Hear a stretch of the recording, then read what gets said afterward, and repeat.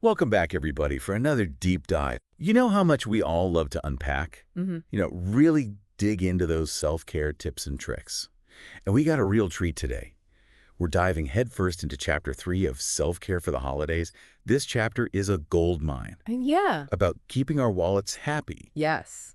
during the most wonderful, but also maybe the most expensive time of the year. We're talking about financial wellness, avoiding holiday debt. Yeah. And let's be honest, who hasn't felt that little twinge of panic Right. when those January credit card bills show up? Oh, yeah. I think we've all been there. You know, it's funny because as I was reading this chapter, I was like, Yeah. oh, this is so relatable. Yeah. This is like speaking to my soul, And one thing that really stood out to me was how the author, they just hit the nail on the head with that feeling of pressure to spend during the holidays. Yeah. It's like you're surrounded by these, these heart-tugging commercials, family members dropping subtle hints about what they want. And it's just this constant barrage. And there was this one anecdote in the chapter that I had to laugh because it was so me. Oh, go me. It was about this person sitting in the parking lot wrestling with the decision Oh, no. to buy this expensive alpaca sweater for their aunt. Stop it, right? Like, I've been there. Oh my gosh, that's so funny. Because it's like they were in my head. It's like that feeling of wanting to create the perfect holiday experience. But then you're like, wait a minute. Exactly. My bank account is crying a little bit. Yeah. So I'm really curious, what are some of the first things that the book suggests for getting a handle on holiday spending? Well, what's interesting is they don't just jump into complex budgeting spreadsheets. Yeah. They start with something really simple but powerful. Okay. Acknowledge the pressure. Acknowledge that you are feeling this pressure to overspend. Okay. It's like, you're about to jump into a pool. Yeah. Take a deep breath before you do it. Okay, like that. Right. Get yourself mentally prepared. Yeah. Yeah, get that mental game strong. Exactly. And then once you've done that, then you can start making a plan. Okay, so what does that plan actually look like? Well, the book breaks it down into a few key areas. And the first one is all about setting a realistic holiday budget. Oh, budgets. I love it. Yeah, it's like your financial roadmap. Uh-huh. It's going to guide you towards a stress-free January.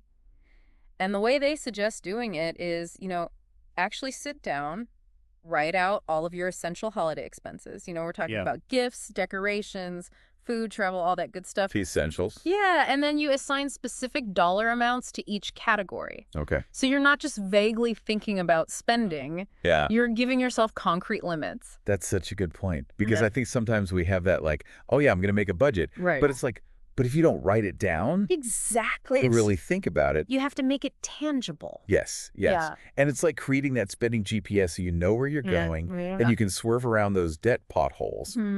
I love that analogy. That's perfect. But I do have a question because, sometimes the pressure comes from maybe, a well-meaning but overzealous relative Oh, yeah. who has champagne taste on a beer budget. Totally. What does the book say about that? That's such a good point. And, the book actually addresses those tricky social dynamics, too.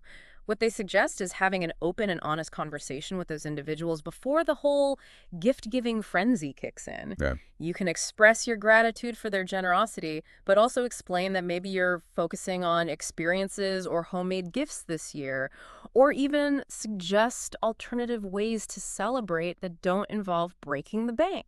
I love that approach. Yeah. Because it's like setting clear expectations, Exactly. but also, still expressing that care and love Right. in a way that aligns with your financial goals.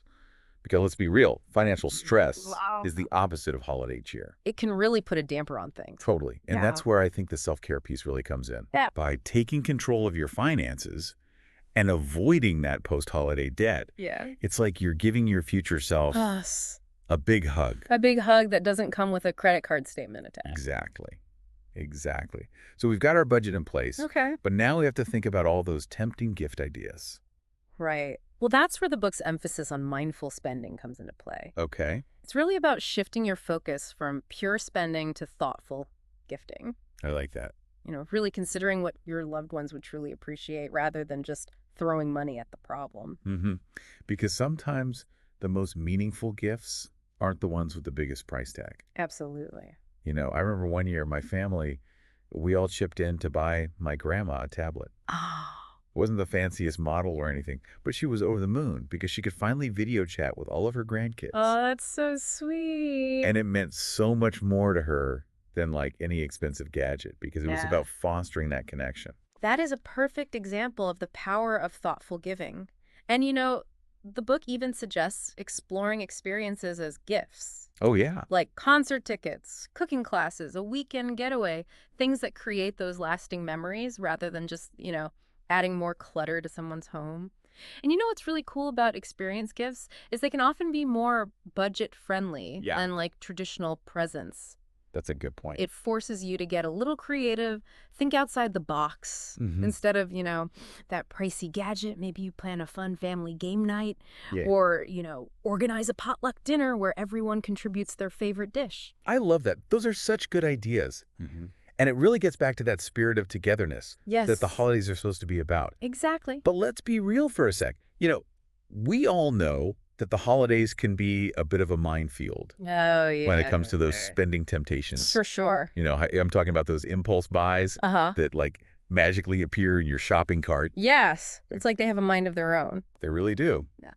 So what does the book say about navigating that? Well, the book really stresses the importance of having a clear shopping strategy, Okay. especially when you're dealing with online shopping. It's like you're entering this digital marketplace Uh-huh. and you need to arm yourself with, a shield and a sword. Okay, I like that. Yeah. So what weapons are we talking about here? Okay. So first weapon in your arsenal, a detailed shopping list. Oh, the classic. Yes. Your financial battle plan. This is your compass, your lifeline. I love it. It keeps you focused on what you need and helps you avoid those tempting detours into, impulse buy land. It's like having blinders on to block out all the shiny distractions. Exactly. Laser focus. Yes. And then the book also recommends setting a firm online spending limit. Think of it like your financial safe word. Yep. You hit that limit, you tap out, no more scrolling. Okay. No more clicking add to cart. I love that. Especially because online shopping is so effortless. Oh, it's so easy. It's dangerous. It is very dangerous. You're not physically handing over cash. Yeah, you don't see it. It's very easy to get carried away. Totally. And, speaking of emotions, let's talk about that side of holiday spending. Yes, Because we all know that financial stress is a real downer, absolutely. especially during a time when we're supposed to be, feeling joyful and festive. And that's where the book's insights on self-care are so important. Okay. They really emphasize that managing your holiday spending isn't just about protecting your bank account. Right. It's about protecting your mental well-being, too. That's such a good point. Financial stress can lead to anxiety, insomnia, even strained relationships. Wow. So by being proactive and setting yourself up for financial success, Yeah, you're actually creating space for more peace of mind and happiness. totally. It's like investing in your emotional well-being as much as your financial well-being. I love that. And that peace of mind allows you to be more present and engaged Mm-hmm. with your loved ones during the holidays. Mm-hmm. Yes, exactly. And speaking of enjoying the season, the book reminds us that the true gifts of the holidays aren't the ones you find under the tree. Yeah. Those priceless moments of connection, Yes. laughter, shared experiences. Exactly. Those are the real gifts. The author talks a lot about how time and attention are the most valuable gifts we can give. Absolutely. And they even share this really heartwarming anecdote about a lonely relative who appreciated visits more than any present. Yeah. And it's just this powerful reminder that sometimes the simplest gestures Yeah. can have the biggest impact. It's about shifting that focus from material possessions to creating meaningful experiences together. For sure. Whether it's a family game night, a movie marathon, even just sitting around the table sharing stories. Mm-hmm. Those are the things that really make the holidays special. And those moments don't have to cost a fortune. The book actually highlights the joy of those low-cost or even free activities, Yeah. like going for nature walks, volunteering together, even just having a heartfelt conversation. Absolutely. It's about being present, being engaged, Right. creating those memories that will last a lifetime. Yes. Not accumulating stuff Yeah. that will just clutter up our homes. Exactly. But let's be real, even with the best intentions, Yeah.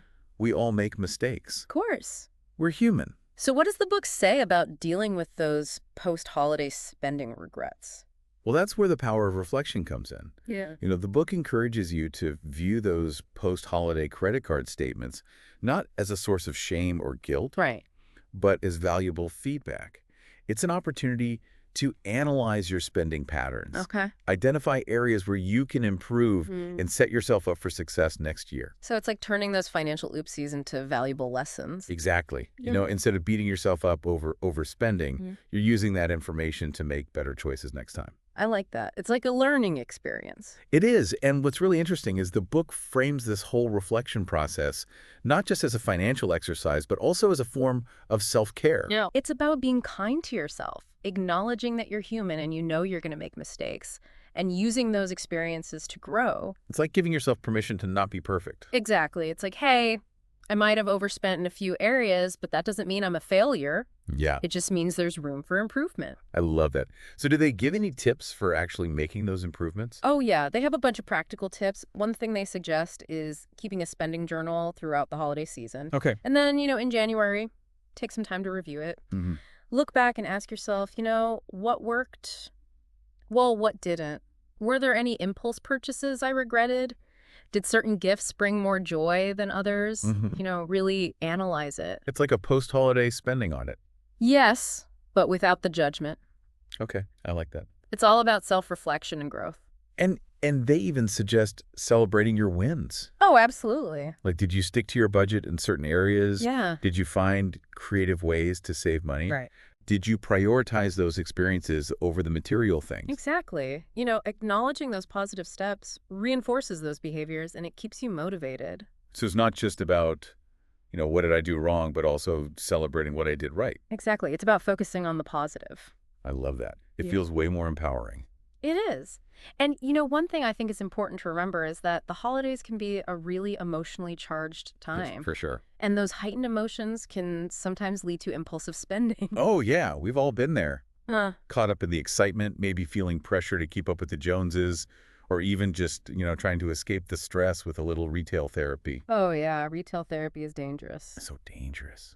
So what does the book say about that? Well, the book really encourages you to develop some coping mechanisms for dealing with those triggers. Okay. So, find healthy ways to manage your stress, whether it's exercise, meditation, spending time in nature. Those are good ones. Yeah. And also setting boundaries with yourself and others when it comes to spending. That's huge. Yeah. Because sometimes those spending pressures come from external sources, right? Absolutely. Whether it's family members who expect, extravagant gifts or friends who want to go to the fanciest restaurants. Yeah, you got to set those boundaries. It's hard, though. It can be, but, the book gives some tips for navigating those tricky social situations. Okay. It's all about, communicating your needs clearly and respectfully, setting those firm boundaries, and not being afraid to say no. That's so important. It's like remembering that you have the right to prioritize your financial well-being.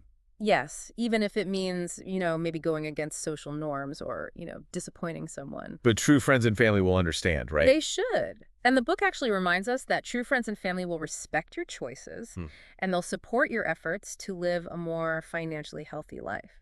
I love that. So it's not about, being a Scrooge or depriving yourself of all the holiday fun. Oh, no, not at all. It's about finding that balance, a way to enjoy the season without, sacrificing your financial peace of mind. It's about finding that sweet spot. A sweet spot. And the book makes it clear that finding that balance is an act of self-care. Absolutely. It's about, taking care of yourself both financially and emotionally. Yes. You deserve it. So you can really show up for yourself and your loved ones Right. in a more authentic and joyful way. I love that. It's like giving yourself the gift of peace of mind. The best gift. And that's a gift that keeps on giving long after the holidays are over. That's so true. I think that's a perfect note to end on. As we wrap up our deep dive into Chapter 3, Yes. I just want to say, the holidays are a time for connection, celebration, and gratitude. Absolutely. So let's all focus on creating those memories that will last a lifetime, Yes. not debt that will haunt us for months to come. Cheers to that. Cheers to a holiday season filled with joy, peace of mind, and a whole lot of self-care. I love it.